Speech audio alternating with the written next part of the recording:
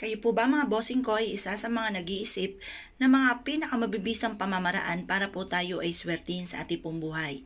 Ito po ay ugaliin ninyo na gawin po ito kahit isang dahon lang po ng laurel na ilalagay nyo po dito po sa ating pong timbang tubig.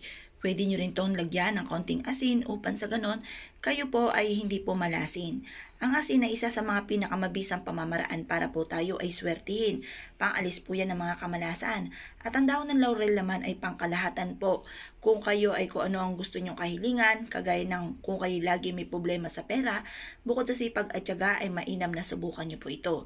Ang dahon po ng laurel ay isa sa mga pangkalahatan na mga problema po ninyo na gusto nyong i-wish ay maaaring matupad po dito.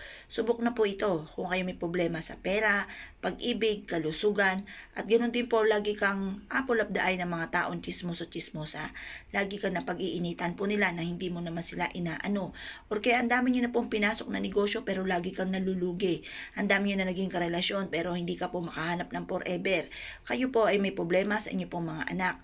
Or kaya lagi na lamang po kayong may karamdaman. Or isa sa miyembro ng inyong pamilya ay lagi may sakit. Mainam na subukan nyo po ito. Makakatulong po ito upang sa ganoon maalis ko naman yung mga problema nyo pinagdadaanan sa kasalukuyan.